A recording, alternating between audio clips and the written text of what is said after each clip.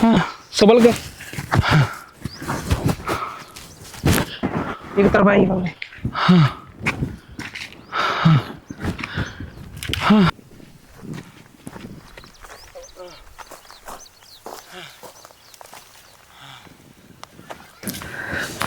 बाबू दवा होगी आपकी? हाँ बेटा, बेटा मेरी कुर्ते की जेब में देख, इधर वाले मैं हो गई। हाँ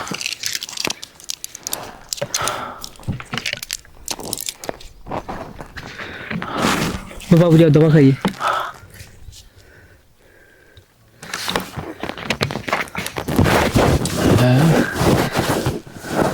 बाबू जी। हाँ बेटा। आप इन दवाओं को कब तक खाते रहोगे?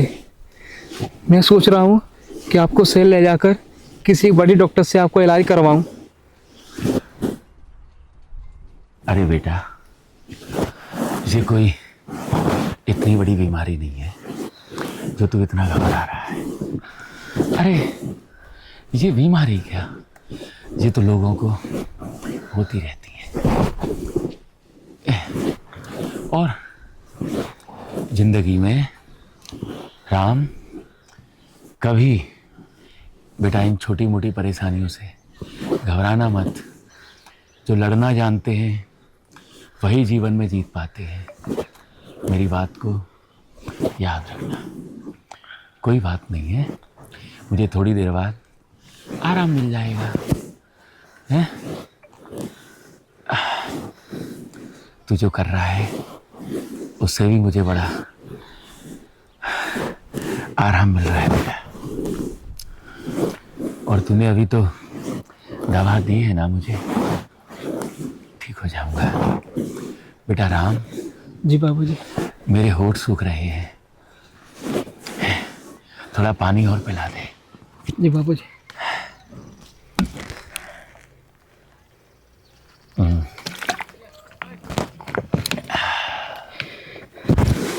ऐसा करेंगे, मुझे थोड़ी राहत मिलेगी तो अपन घर चले चलेंगे। जी बाबू। आज जो काम करना था सो कर लिया, अब ऐसा करेंगे अपन कल देखेंगे बेटा।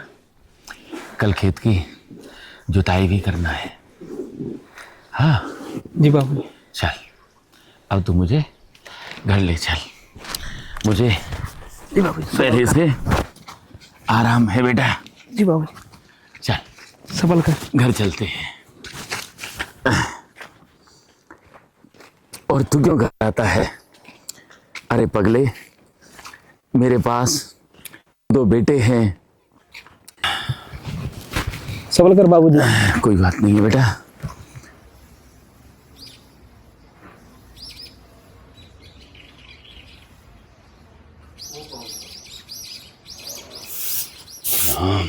संभल कर बाबूजी।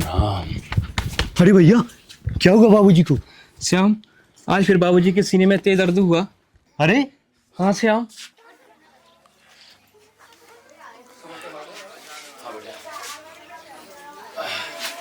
लेट जाइए। श्याम, मेरी चप्पलों को खोल दे बेटा।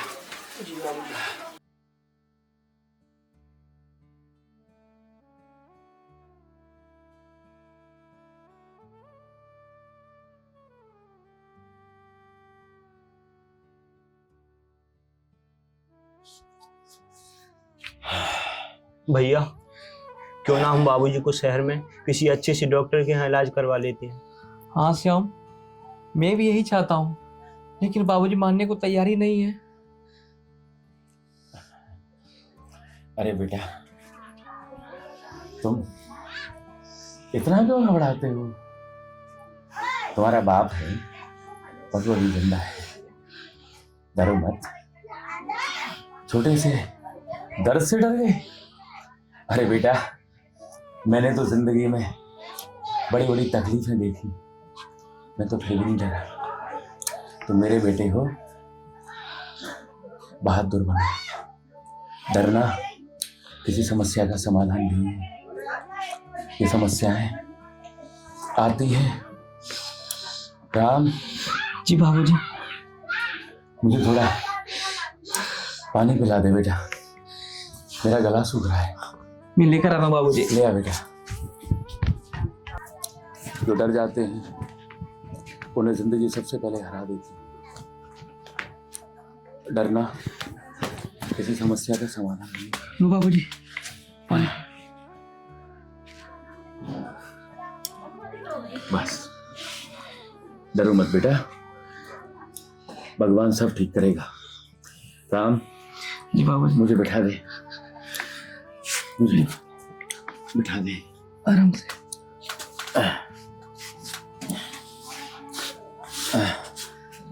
राम जी तू बाबूजी। जा बेटा, घर का काम देखो। अभी मैं ठीक हूँ, अब तुम जाओ।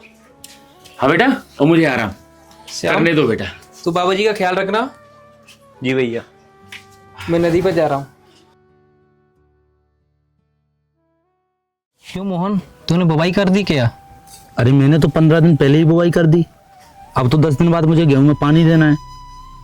तेरी फसल तो बहुत बिछड़ गई है। यार मोहन, बाबूजी की बीमारी ने हमें बहुत परेशान कर दिया। आज सुबह हम खेत जोतने ही वाले थे कि बाबूजी के सीने में तेज दर्द उठा। मैं अभी उन्हें दवा खिलाकर आया हूँ। कोई बात नहीं, तू अब घबरा मत। अब हमारे देश में हरित क्रांति आ चुकी है। हाँ मोहन, कल मैं भी रेडियो पर सुन रहा था कि गेहूं और धान की जल्दी पकने वाले बीज आ चुके हैं। कल हम सब लगड़ चलेंगे और खाद और बीज ले आएंगे। तुम दोनों जाओ तो मुझे भी साथ लेके चलना। अच्छा ठीक है, हम तीनों कल चलेंगे। राम भैया, बाबूजी की सीने में फिर से तेज दर्द हो रहा है, जल्दी घर चलो।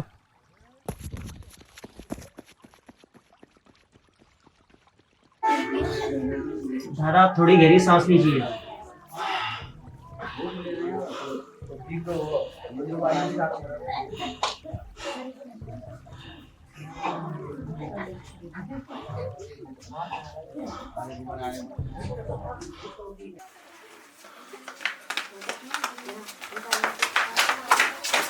कैसी तबीयत है डॉक्टर साहब? मैंने इनको दवा और इंजेक्शन दे दिए, अब इन्हें आराम करने का।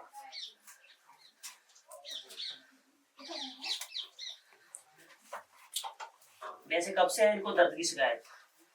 डॉक्टर साहब, पिछले 2-3 महीने से लगातार दवा खा रहे हैं। हाँ डॉक्टर साहब, लेकिन आज बाबूजी को दवा खिलाने के बाद भी आराम नहीं मिला, इसलिए आपको बुलाना पड़ा। अच्छा राम, तुम दोनों मेरे साथ बाहर आओ। जी डॉक्टर साहब। देखो राम, मुझे लगता है कि आपकी बाबूजी की बीमारी बढ़ चुकी है। हो सकता है उनका ऑपरेशन कराना पड़े। ऑपरेशन? कितना खर्चा आएगा डॉक्टर साहब? ऑपरेशन में करीबन 1.5 से 2 लाख रुपए खर्चा आएगा, या उससे ऊपर भी आ सकता है। अच्छा ठीक है, आप देख लेना।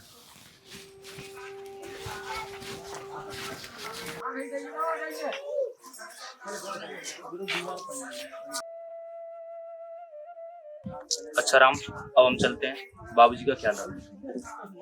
ठीक है बाबा।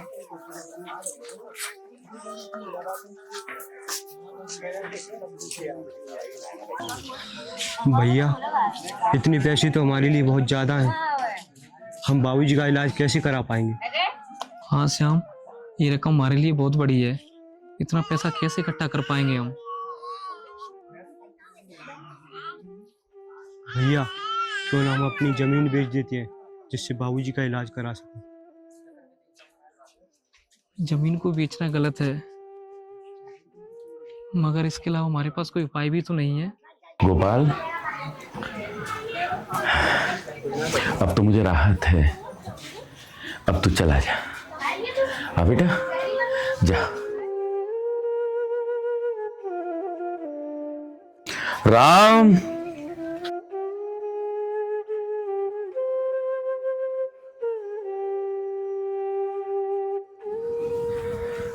जी बाबूजी। देखो बेटा, मेरी बीमारी की वजह से हमारा खेती का कोई भी काम हम समय पर नहीं कर पा रहे हैं। अभी तक न तो हमने जुताई की है, न हम बुवाई कर पाए हैं,